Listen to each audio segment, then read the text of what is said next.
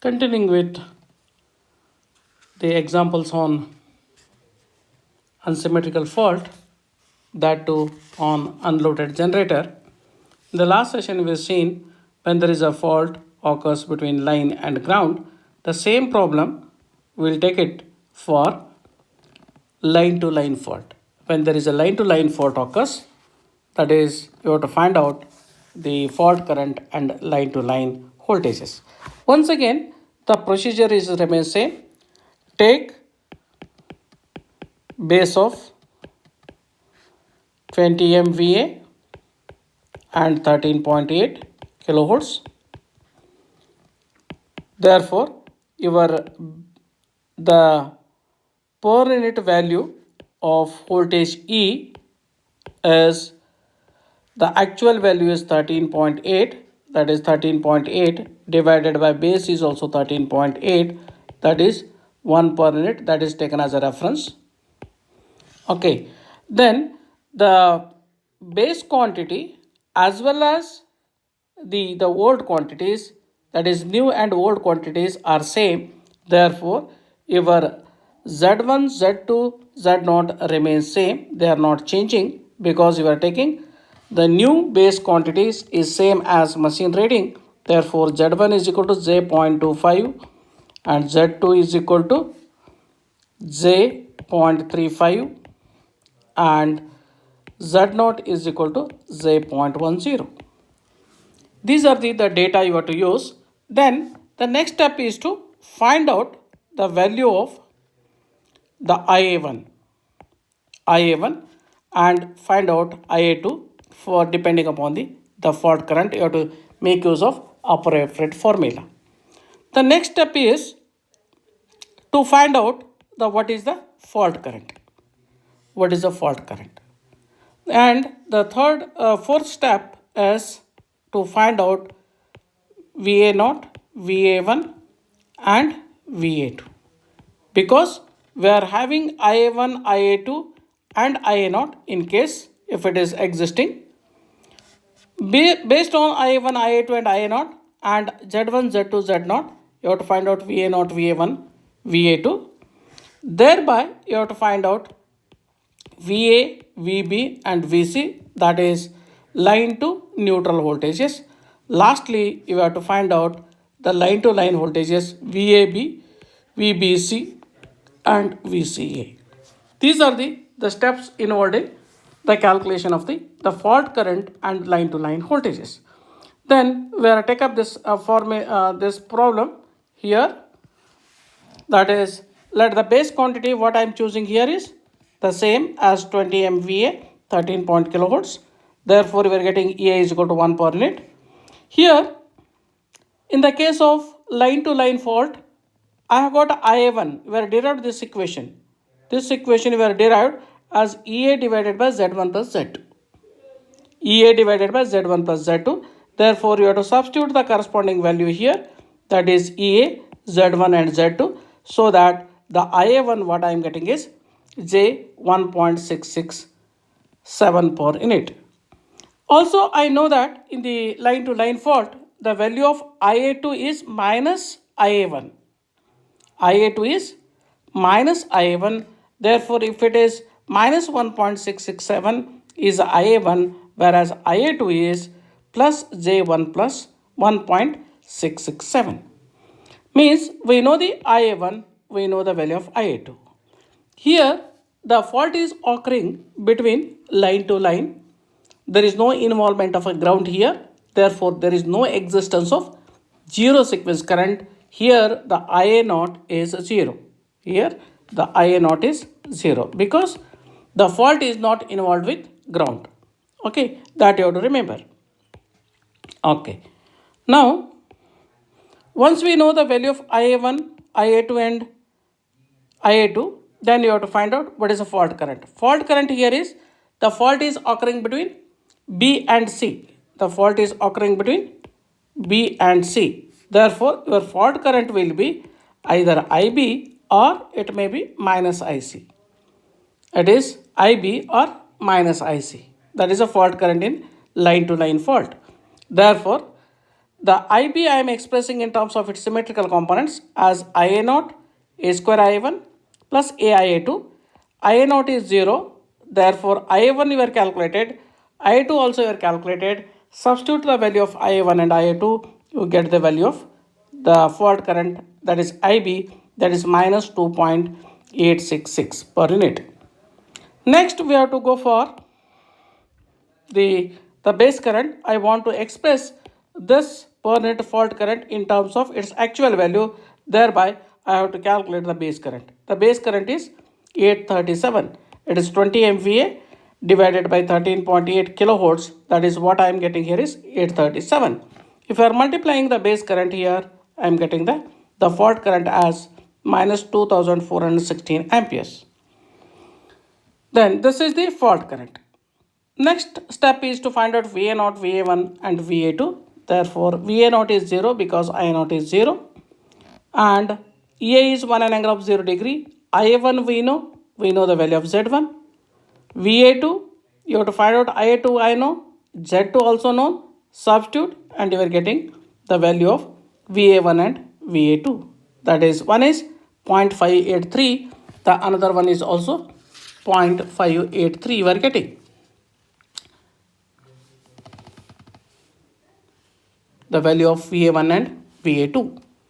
Then if you are substituting in the VA, VB and VC, that is VA, what I am getting here is, the VA what I am getting here is 1.116 an angle of 0 degree, because that is VA plus VA1 plus VA2, that is 1.116 an angle of 0 degree. VB is VA naught, A square VA1, A VA2. You put A square is equal to 1 angle of 240. For A is 1 angle of 120.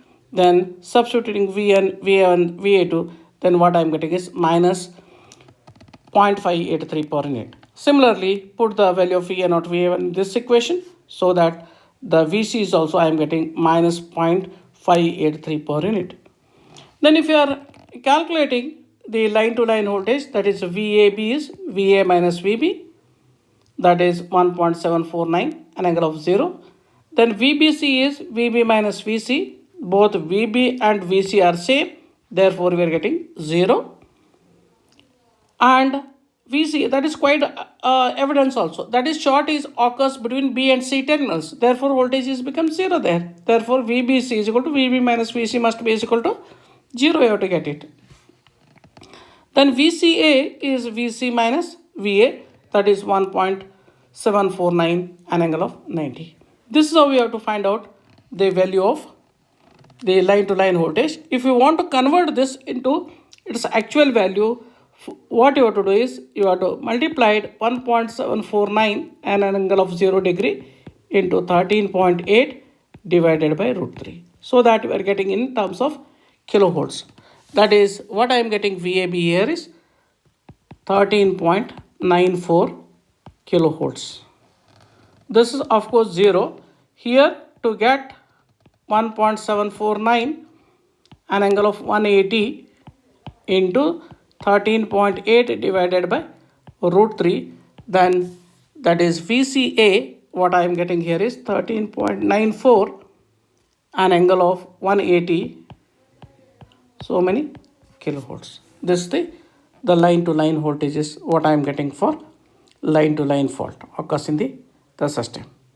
The same numerical we will take it for the line to ground fault. Line to ground fault. Once again, the procedure remains the same. That is, start with taking the base quantities, calculating the value of E per unit, listing out Z0, Z1, Z2, Z1, Z0, Z1, Z2, calculating the base current, then find out IA1, IA2 and IA0, find out VA0, VA1, VA2, then find out VA, VB, VC, thereby you have to find out VAB, VBC and VCA. These are the procedure involved in the calculating the the fault current and line to line voltages. The same thing you have to procedure you have to follow here. The same thing I did here.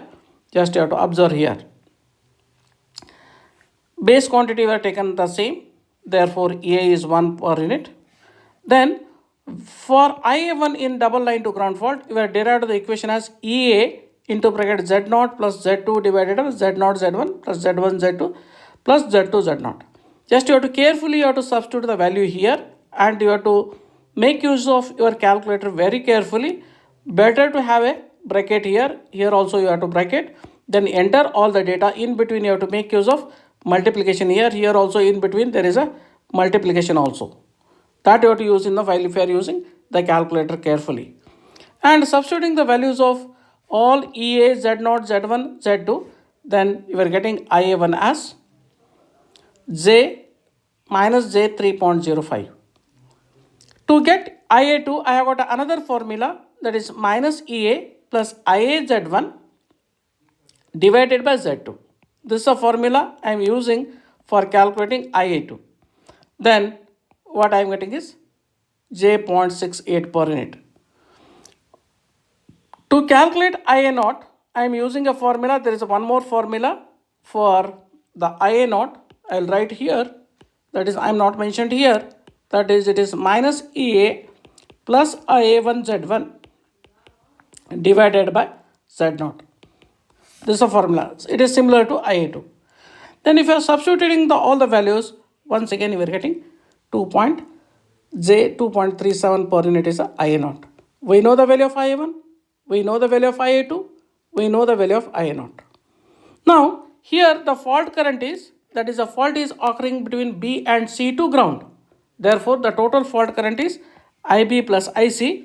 Here, the fault is involved with ground. Therefore, default, the fault current is 3 times IA0. Therefore, I am writing here 3 times IA0.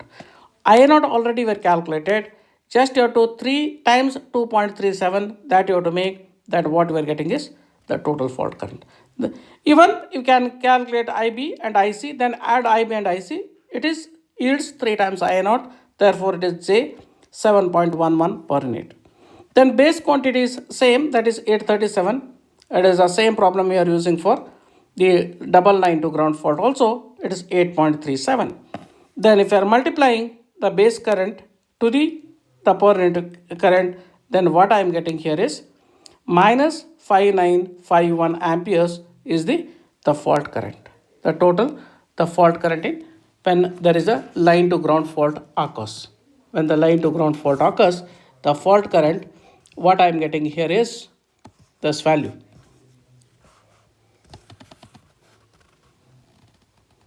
Okay, here it is. It is not minus, this is plus only. It is 59. The total fault current is say 7.11. You have to multiply the fault current, then what I am getting is this value, the fault current. Then you have to find out VA0 is equal to VA1 is equal to VA2. We are getting all VA0, VA1 and VA2 are all the equal. Therefore, you can calculate the value of any one that is equal. That is VA0 is equal to VA1, VA2 is equal to VA1. Therefore, I am calculating only VA1. The same value is for VA0 as well as VA2, that is 0.237. That is VA1 is equal to VA2 is equal to VA0 as 0.237 per unit. That is only one value. Okay, this is how you have to calculate VA0, VA1 and VA2. Once we know the value of VA1, VA2, VA0, find out the value of VA, VB and VC. It is quite evident, that is the fault is occurs between B and C to ground. Therefore, VB and VC goes to the ground potential, that is equal to 0. Therefore, you are observing here VB and VC are 0. Only you are having VA, that is VA0, VA1, VA2, or it is 3 times 2. 0.237, that is 0.711 per unit. And the case of VAB is VA minus VB. VB is 0, therefore it is VAB is equal to VA only. VBC is VBC, VB minus VC, that is 0 only. And VCA is VC minus VA, that is minus J1.1. Once again, to convert this into its actual kilovolts, that is you have to multiply, that is 7.71, that is 0.711 into 13.8 divided by root 3, that is the voltage you are getting between AB is 5.66 kilovolts.